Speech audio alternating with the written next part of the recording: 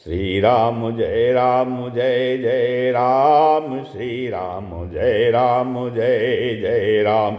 ओम श्री गणेशाय नमः, ओम श्री गुरुवे नमः, ओम श्री सीतारामचंद्राभ्याम नमः, ओम महेश्वराभ्याम नमः, ओम श्री एकादशी दक्षेश्वर दाम सरकार श्री हनुमते नमः। शांताकारं भुजगशयनं पद्मनाभं सुरेशं विश्वाधारं गगनसदृशं मेघवर्णं शुभांगं लक्ष्मीकान्तं कमलनयनं योगिभिर्ध्यानगम्यं वन्दे विष्णुं भवभयहरं सर्वलोकैकनाथं।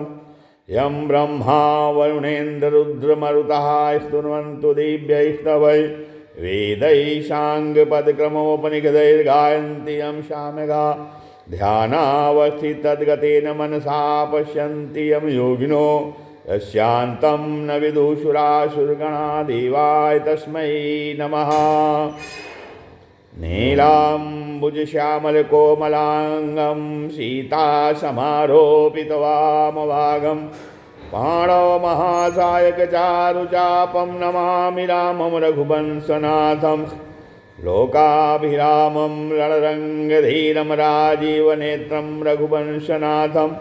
कारुण्यरूपं करुणाकरं तं श्रीरामचन्द्रं शरणं प्रपद्ये। आपदामापहर्तारं दातारं सर्वसम्पदां लोकाभिरामं श्रीरामं भूयो भूयो नमाम्यहम्।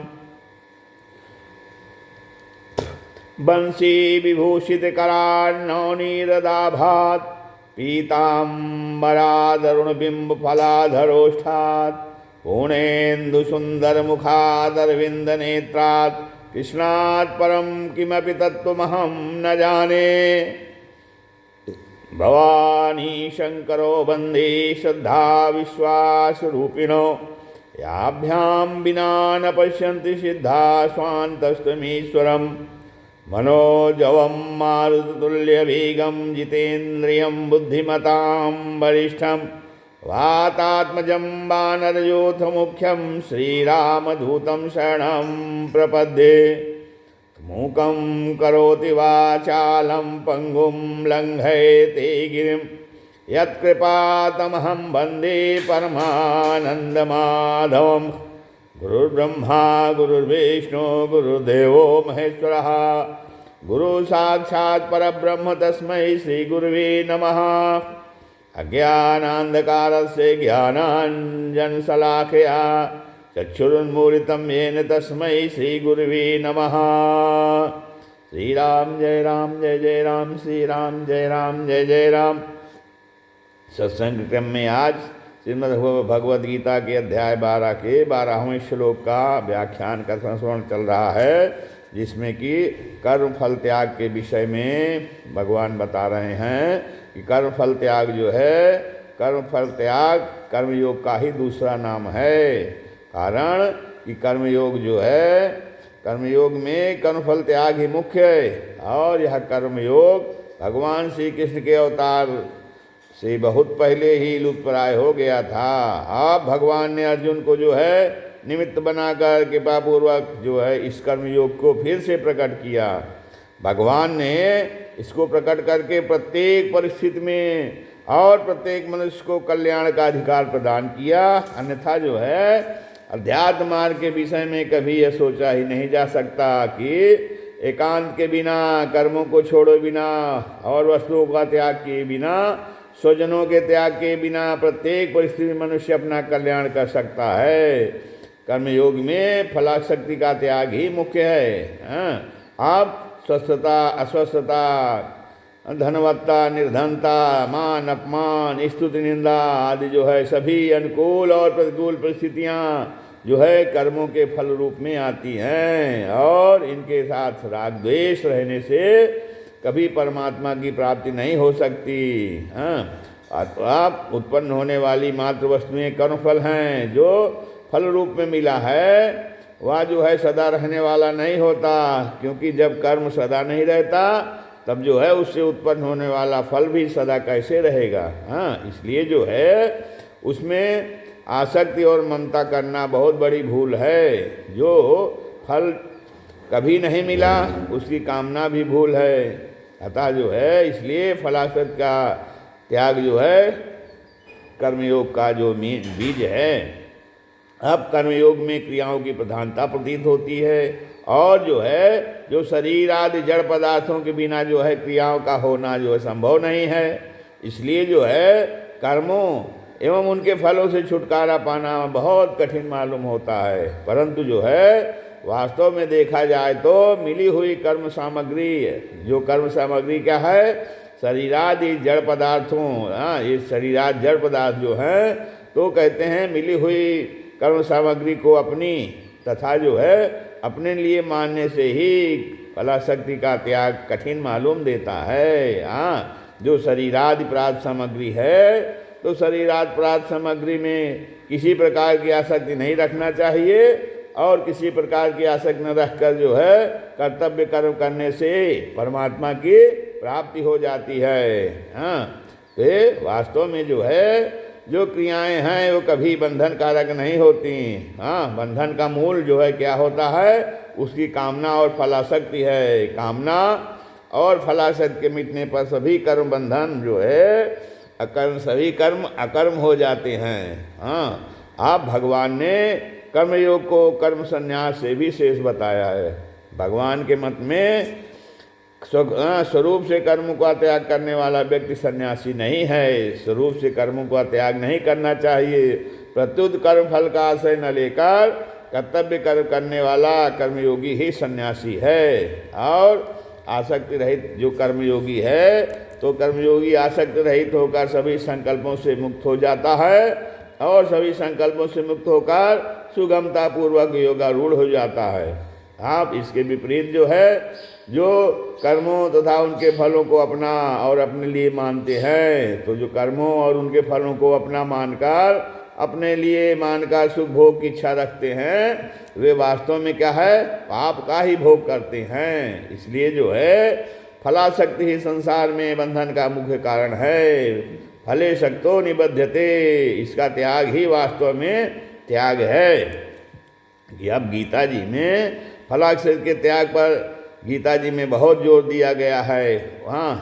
तो गीता में जितनी फलाशक्ति पर जोर दिया जा रहा है उतना किसी साधन पर नहीं है। दूसरे जो है साधनों का वर्णन करते समय भी कर्मफल त्याग को उनके साथ रखा गया है। भगवान के मतानुसार त्याग कौन है? भगवान के मतानुसार त्याग वही है जिसमें निष्काम भाव से अपने कर्तव्य का पालन हो और फलों में किसी प्रकार की आसक्ति ना हो।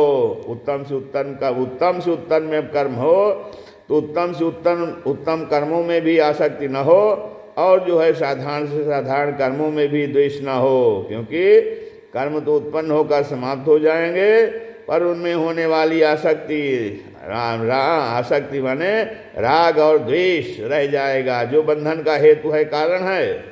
तब इसके विपरीत जो है अहम भाव तथा राग द्वेष रहित मनुष्य के सामने समस्त प्राणियों का संहार रूप कर्तव्य कर्म भी आ जाए तो भी वह बंध नहीं सकता। तब इसीलिए भगवान जो है कर्म फल त्याग को तप ज्ञान कर्म अभ्यास ध्यान आदि साधनों से श्रेष्ठ बताते हैं। अब सारे दूसरे साधनों में क्रियाएं तो उत्तम प्रतीत होती हैं पर विशेष लाभ दिखाई नहीं देता तथा श्रम भी करना पड़ता है। परंतु जो है फलाशक्ति का त्याग कर देने पर न तो कोई नए कर्म करने पड़ते हैं, न आश्रम देश आदि का परिवर्तन ही करना पड़ता है। प्रत्युत साधक जो है जहाँ है जो करता है जैसी परिस्थिति में है उसी में फलाशक्ति के त्याग से बहुत सुगमता से अपना कल्याण कर सकता है। अब नित्य प्राप्त परमात्मा की अनुभूति होती है, प्राप्ति नहीं। जहाँ परमात्मा की प्राप्ति कहा जाता है वहाँ उसका अर्थ जो है वो नित्य प्राप्ति की प्राप्ति या अनुभव ही मानना चाहिए। भगवान नित्य प्राप्त हैं, उसकी प्राप्ति नहीं होती है, बल्कि उसका अनुभव होता है। वो प्राप्ति साधनों से नहीं होती, प्रत्युत जो है जड़ता के त्याग से होती। जड़ता के त्याग से होती है। ममता, कामना और आसक्ति ही जड़ता है। जो है शरीर, जो शरीर, मन, इंद्रियां, पदार्थ आदि को मैं या मेरा मानना ही जड़ता है। जड़ता क्या है? इस शरीर, मन, इंद्रियों को मैं जो पदार्थ हैं उसको मैं और मेरा मानना ही जड़ता है। ज्ञान, अभ्यास, ध्यान, तप आदि साधन करते करते जब जड़ता से संबंध विच्छेद होता है तभी जो है नित्य प्राप्त परमात्मा की अनुभूति होती है। तो इस जड़ता का त्याग जितना कर्मफल त्याग से अर्थात कर्मयोग से सुगम होता है उतना ज्ञान, अभ्यास, ध्यान, तप आदि से नहीं था। कारण कि ज्ञानादि के जो साधन हैं तो ज्ञानादि साधनों में शरीर आदि को अपना और साधन को अपने लिए मानते रहने से जो है जड़ता अर्थात शरीर, मन, बुद्धि, इंद्रियों से विशेष संबंध बना रहता है। जड़ क्या है? शरीर, मन, बुद्धि ये सब जड़ है और आत्मा चेतन है। तो आत्मा के को इस जड़ को अपना मान लिया है तो इस जड़ता को त्याग करना है। तो ज्ञान तो जो है अब ये साधन जो है इन साधनों का लक्ष्य जो है वो परमात्मा प्राप्त होने से आखिर में सफलता तो मिल जाती है किंतु उसमें देरी और कठिनाई है। परंतु जो है कर्मयोग में आरंभ से ही जड़ता के त्याग का लक्ष्य रहता है। जड़ता का संबंध ही नित्य प्राप्त परमात्मा की अनुभूति में प्रधान बाधा है। जो परमात्मा तो नित्य प्राप्त हैं, आत्मा ईश्वरंश जीव अविनाशी, परमात्मा तो हमें नित्य प्राप्त है, हमें प्राप्त नहीं करना है बल्कि जो है तो जड़ता के संबंध से उसकी अनुभूति नहीं हो रही है। उस पर अज्ञान से ढक गया है। तो जड़ता का संबंध ही जो है ये जो नित्य प्राप्त परमात्मा की अनुभूति है उसमें ये बहुत बड़ी बाधा है। अब यह बात जो है अन्य साधनों से स्पष्ट प्रतीत तो नहीं होती है। कहते हैं जब साधक यह दृढ़ निश्चय कर लेता है, साधक जब यह निश्चय कर लिया कि मेरे को कभी किसी परिस्थिति में मन, वाणी अथवा क्रिया से, मन, वाणी अथवा क्रिया से, क्रिया माने शरीर से जो है चोरी, झूठ, व्यभिचार, हिंसा, छल कपट, अभक्ष भक्षण आदि कोई शास्त्र विरुद्ध कर्म नहीं करने हैं। तो तब उसके द्वारा स्वतः विहित कर्म होने लगते हैं। साधक जब ये दृढ़ निश्चय कर ले कि मेरे को कभी किसी परिस्थिति में चाहे जितना दिक्कत हो जाए, किसी परिस्थिति में प्रतिकूल परिस्थिति भी हो तब भी मनवाणी और शरीर से, मनवाणी और क्रिया से कभी जो है चोरी, झूठ, व्यभिचार, हिंसा, छल कपट, अभक्ष भक्षण जो खाने के लिए अभक्ष बताया गया है, निषिद्ध किया गया है। तो अभक्ष भक्षण आदि कोई भी जो भी शास्त्र विरुद्ध कर्म है उसको नहीं करना है। जब साधक यह दृढ़ निश्चय कर लेता है तब उसके द्वारा जो है स्वयं ही विहित कर्म होने लगते हैं। जो कर्म करना है, जो कर्म करने के लिए शास्त्र में भगवान ने आज्ञा दी है वो कर्म फिर साधक करने लगता है। लेकिन उसको ये दृढ़ निश्चय करना है कि कोई भी परिस्थिति आ जाए, कैसा भी हो जाए, मन, वाणी और कर्म क्रिया से अर्थात शरीर से चोरी, झूठ, व्यभिचार, हिंसा, छल कपट, अभक्ष भक्षण आदि कोई भी शास्त्र विधु कर्म हमें नहीं करना है। तो जब ऐसा निश्चय कर लेता है तो उससे अपने आप जो है शास्त्र विहित कर्म, जो शास्त्र में कर्म कहे गए हैं, सत्कर्म कहे गए हैं, वो होने लगते हैं। अब साधक को जो है निषिद्ध कर्मों को त्याग का ही निश्चय करना चाहिए। जो निषिद्ध कर्म हैं उनके त्याग का निश्चय करना चाहिए, न कि जो है विहित कर्मों को करने का। जो शास्त्र में कर्म करने के लिए कहे गए हैं उन कर्मों का त्याग नहीं करना चाहिए। कारण कि अगर साधक जो है विहित कर्म करने का निश्चय करता है तो उसमें विहित कर्म करने का अभिमान आ जाएगा। तो जिससे उसका अहम जो है सुरक्षित रहेगा। तो विहित कर्म करने का अभिमान रहने से निषिद्ध कर्म होते हैं। विहित कर्म करने का अभिमान जब ये हो जाए, अभिमान ये होना चाहिए कि हम निषिद्ध कर्म नहीं करेंगे। यह दृढ़ निश्चय होना चाहिए कि जो शास्त्र में कर्म जो है निषिद्ध बताए गए हैं हम उनको नहीं करेंगे। तो विहित कर्म करने का अभिमान यदि है तो निषिद्ध कर्म होते हैं। परंतु जो है मैं निषिद्ध कर्म नहीं करूँगा, मैं जो है निषिद्ध कर्म नहीं करूँगा। जो उस कर्म शास्त्र में रोके गए हैं, करने को मना किया गया है उसको मैं नहीं करूँगा। इस निषेधात्मक निश्चय में किसी योग्यता सामर्थ्य की अपेक्षा नहीं है, तो किसी योग्यता और सामर्थ्य की अपेक्षा न रहने के कारण साधक में अभिमान नहीं आता है ना। तो मैं निषिद्ध कर्म नहीं करूँगा, ऐसा यदि निश्चय कर लेता है साधक, तो ऐसा निश्चय करने में किसी योग्यता सामर्थ्य की आवश्यकता नहीं होती है। और ऐसा करने से निषिद्ध कर्म को त्याग में भी जो है मूर्खता से अभिमान आ सकता है, तो नहीं आता। तो साधक में अभिमान नहीं आता, और निषिद्ध कर्मों को त्याग में भी मूर्खता से अभिमान आ सकता है। अभिमान आने पर विचार करे कि जो नहीं करना चाहिए वो नहीं किया, तो इसमें विशेषता किस बात की है? फल की कामना भी तभी होती है जब कुछ किया जाता है। जब कुछ किया नहीं, केवल निषिद्ध कर्म का त्याग ही किया है, तब फल की कामना क्यों होगी। अतः जो है, इसलिए करने का अभिमान न रहने से फलासक्ति का त्याग स्वतः ही हो जाता है, और फलासक्ति का त्याग होने पर शांति स्वतः सिद्ध है। अब निषिद्ध कर्म न करने का निश्चय होने पर दो अवस्थाएं हो सकती हैं, दो अवस्थाएं होती हैं। कैसे? या तो विहित कर्मों में प्रवृत्ति होगी या सर्वथा निवृत्ति होगी। अब विहित कर्मों में प्रवृत्ति से अंतःकरण निर्मल होता है। शास्त्र के अनुसार बताए हुए कर्मों से करने से अंतःकरण जो है वो निर्मल होता है, और सर्वथा निवृत्ति होने से परमात्मा में स्थिति हो जाती है। सर्वथा निवृत्ति का तात्पर्य वासना रहित अवस्था से है, न कि अकर्मण्यता या आलस्य से है, क्योंकि आलस्य आदि भी ये निषिद्ध कर्म हैं। तो अब साधन संबंधी जो विशेष बात है वो ये है कि भगवान ने 9वें, 10वें, 11वें श्लोक में क्रमशः जो 3 साधन अर्थात अभ्यास योग, भगवदर्थ कर्म और कर्मफल त्याग बताए हैं। तो यदि विचार पूर्वक देखा जाए तो उनमें से कर्मफल त्याग को छोड़ करके जो है वो प्रत्येक साधन जो हैं, तो प्रत्येक साधन में से दोनों साधन भी आ जाते हैं। जैसे जब अभ्यास योग लिया जाए तो अभ्यास योग में भगवान के लिए भजन नाम जप आदि क्रियाएँ करने से वह भगवदर्थ है ही, और नाशवान फल की कामना न होने से उसमें कर्मफल त्याग भी है। भजन नाम जप में क्रियाएँ तो भगवान के लिए हैं, लेकिन उनमें कोई फल की कामना नहीं है।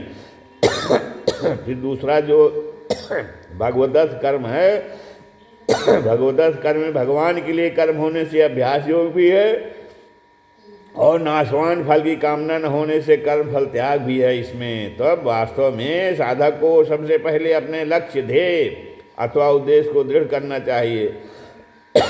इसके बाद उसे यह पहचानना चाहिए कि उसका संबंध वास्तव में किसके साथ है। फिर चाहे कोई भी साधन करे, अभ्यास करे, भगवत प्रीत्यर्थ कर्म करे अथवा कर्म फल त्याग करे, वही साधन उसके लिए श्रेष्ठ हो जाएगा। अब जब साधक का यह लक्ष्य हो जाएगा उसे भगवान को ही प्राप्त करना है, तो वह यह भी पहचान लेगा कि अनादिकाल से उसका भगवान के साथ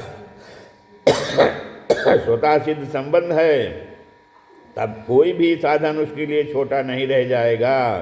अब किसी साधन का छोटा या बड़ा होना लौकिक दृष्टि से ही है, वास्तव में मुख्यता उद्देश्य की ही है। कोई साधन छोटा बड़ा नहीं होता, मुख्य जो है उद्देश्य होता है, लक्ष्य होता है। तो इसलिए साधक को चाहिए कि अपने उद्देश्य में कभी किंचन मात्र भी शिथिलता न आने दे। जो भगवत प्राप्ति का उद्देश्य है उसमें शिथिलता न आने दे, उसमें जो है लालसा बढ़ती जाए। अब किसी साधन की सुगमता या कठिनता साधक की रुचि और उद्देश्य पर निर्भर करती है। रुचि और उद्देश्य एक भगवान का होने से, रुचि और उद्देश्य जो है केवल एक भगवान का है, तो रुचि और उद्देश्य एक भगवान का होने से साधन जो है सुगम होता है, तथा रुचि संसार के और उद्देश्य भगवान का होने से साधन कठिन हो जाता है। जैसे भूख सबकी एक ही होती है और भोजन करने पर तृप्ति का अनुभव भी सबको एक ही होता है, पर भोजन की रुचि सबकी भिन्न भिन्न होने के कारण जो है भोज्य पदार्थ भी भिन्न भिन्न होते हैं। तब इसी तरह साधकों की रुचि, विश्वास, योग्यता के अनुसार साधन भी भिन्न भिन्न होते हैं, पर भगवान की अप्राप्ति का दुख तथा भगवत प्राप्ति की अभिलाषा अर्थात भूख सभी साधकों में एक ही होती है।